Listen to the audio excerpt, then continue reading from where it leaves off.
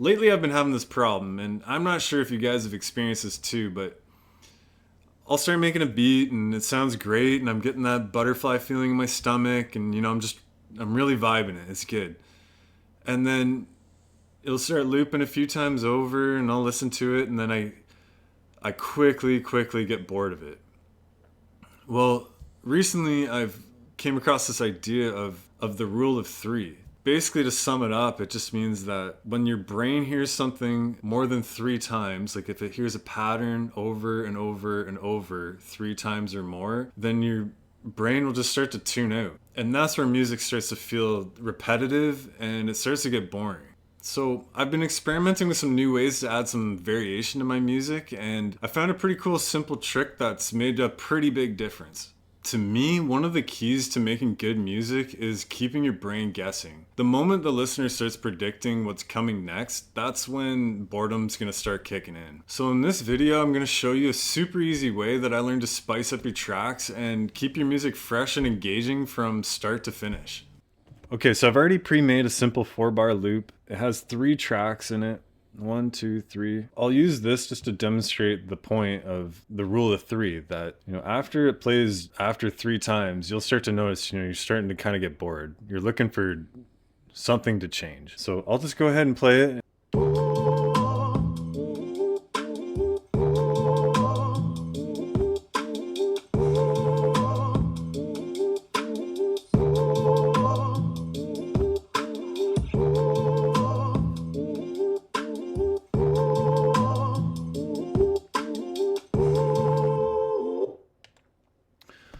So there, I played what 5 or 6 times over and over, and I'm as much as I love it, I'm bored. I'm ready to move on. Nothing changed. I'm just kind of I'm over it.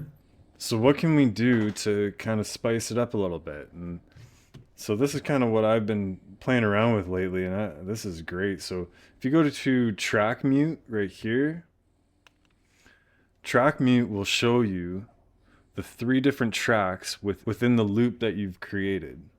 So back here, this is your sequence, and you have the 3, 1, 2, 3.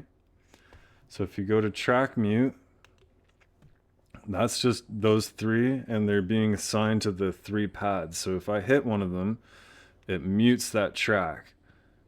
So you'll see what I mean here. I'll play from the start, and it'll play the whole thing.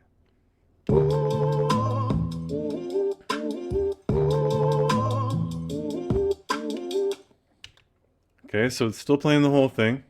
So now I'm going to show you what I mean. Now we'll play the whole thing and I'll go around and I'll just start muting different tracks at certain points to add variation within my loop to kind of spice it up a little bit. So let's try it again.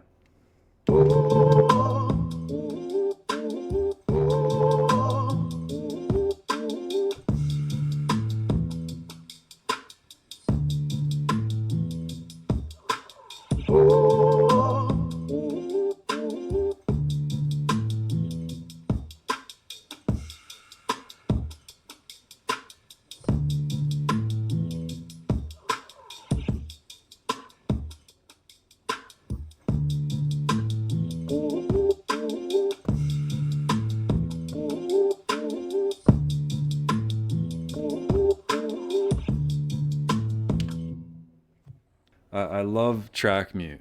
It's fucking awesome. So I hope that helps you guys out a little bit. Like, I thought that was pretty cool. So to add to this, if you want to record the performance you just did with the track mute pads, then there's a square up here. It's the green thing here. If you hit that and it goes red, now you're in write mode.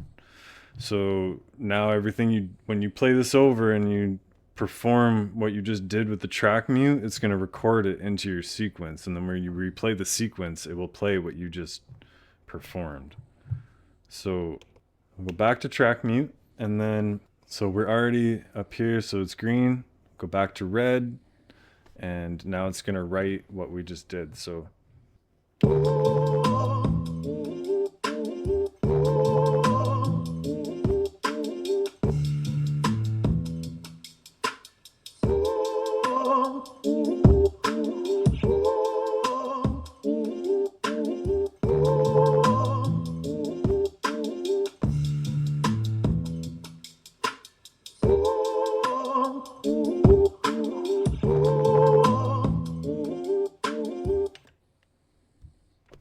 Okay, so now if you go back and you just want to play this sequence, it's gonna play it with the track mutes.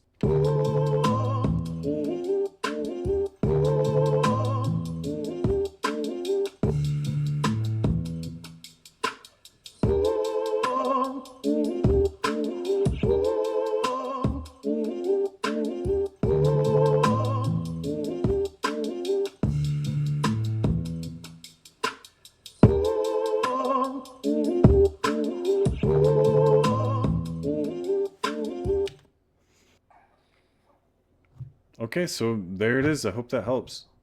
So to recap, the brain gets bored quickly when things repeat too much. Break things up to keep your music interesting. Experiment with track mute to add variation and bring more life to your beats.